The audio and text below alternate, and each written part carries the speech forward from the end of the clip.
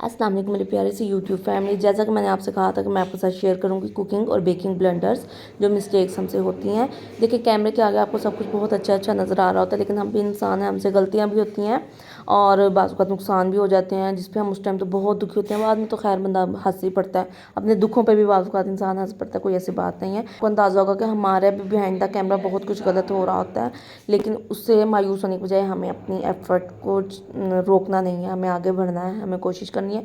तो हम टाइम ज़ाया किए बगैर चलेंगे अपनी पहली मिस्टेक की तरफ, जो मैं आपको बताती हूँ। अच्छा, ये मैंने 2 पैन मंगवाए थे ऑनलाइन, स्प्रिंग फॉर्म पैन थे और ये बहुत लो क्वालिटी के, बहुत चीप आए। अच्छा, मैंने इसको यूज़ करने से पहले जब देखा और मतलब मेरा दिल बहुत टूटा कि मैंने पैसे ज़ाया किए।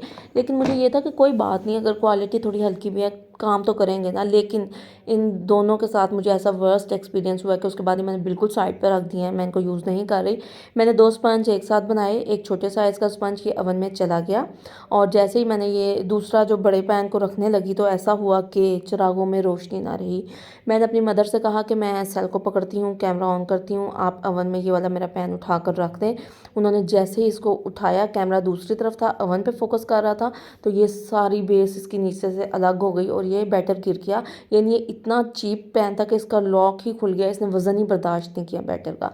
उसके बाद मेरे पास एक छोटा सा जिस्त का पैन पड़ा हुआ था, मैंने फौरी तौर पर उसमें ये जितना बैटर था वो डाल दिया, जो शेल्फ पे था वो वेस्ट कर दिया, दिल नहीं किया यूज़ करने को। तो हमारा ये छोटा सा केक जो है ना, मैंने उससे तैयार कर लिया।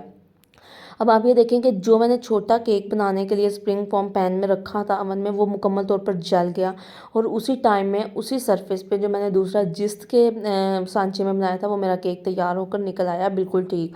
तो उससे मुझे अंदाज़ा ये भी हो गया कि नहीं, इस पैन की क्वालिटी, इसकी पॉलिश इतनी घटिया है कि ये केक को जला देगी, कोई फ़ायदा नहीं है। मैं अब इसको शायद यूज़ ना करूँ, आइंदा। ज़ाया हो गया।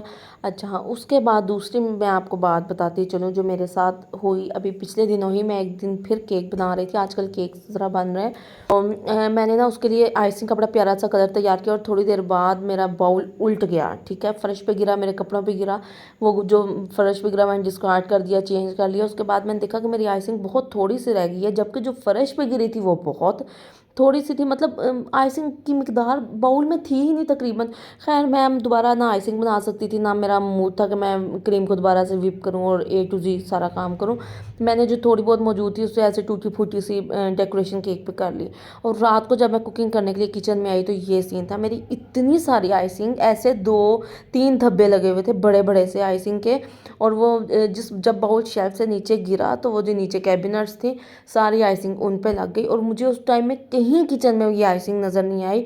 और मुझे एंड पे जाके जब मैं ध्यान गया तो ये आइसिंग ड्राई हो गई थी। आप यकीन करें, मुझे इतना दुख और सदमा हुआ कि मेरी आइसिंग जो थी वो यहाँ लगी रह गई इतनी सारी। और खैर, फिर उस टाइम पे कुछ भी नहीं कर सकते थे, काम बहुत ज़्यादा बढ़ गया, इसकी सफाई करनी पड़ी। और लेकिन शुक्र है ये पता लग गया कि आइसिंग गई का, वरना मैं यही सोच रही थी कोई जीएनसी किचन से जरा मेरी आइसिंग खा गया।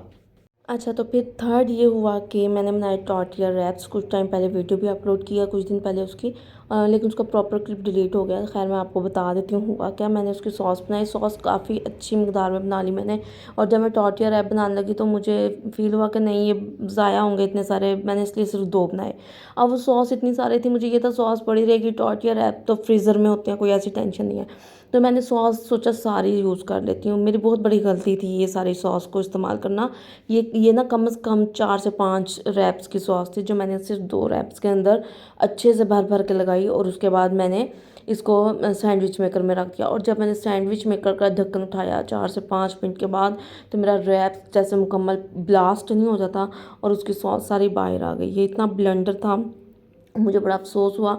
और फिर खैर, जब मैंने इसकी वीडियो अपलोड की तो मैंने वहाँ ये बात भी की हुई है कि इसमें आप बहुत ज़्यादा सॉस मत लगाइएगा अगर सैंडविच मेकर में बनाने हैं। वैसे तो रूटीन में नहीं ख़राब होते, लेकिन सैंडविच मेकर में ज़रा वो चीज़ कंप्रेस हो जाती है और वो बिल्कुल ही फारिग हो गए।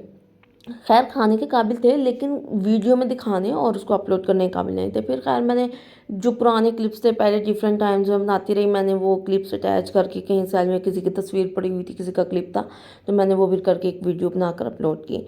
तो इस किस्म के ब्लेंडर्स हमसे भी होते रहते हैं। तो लेकिन ये है कि मुझे जहाँ मुझे लगे कि चीज़ ठीक नहीं है, तो मैं नेक्स्ट टाइम दोबारा बनाती हूँ, फिर वीडियो उसकी शूट करती हूँ और ये बताती हूँ कि ये काम ऐसे नहीं, ऐसे करना है।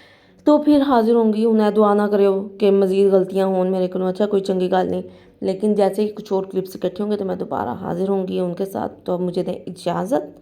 अब रेसिपीज़ देखिएगा कल से। अल्लाह निगहबान।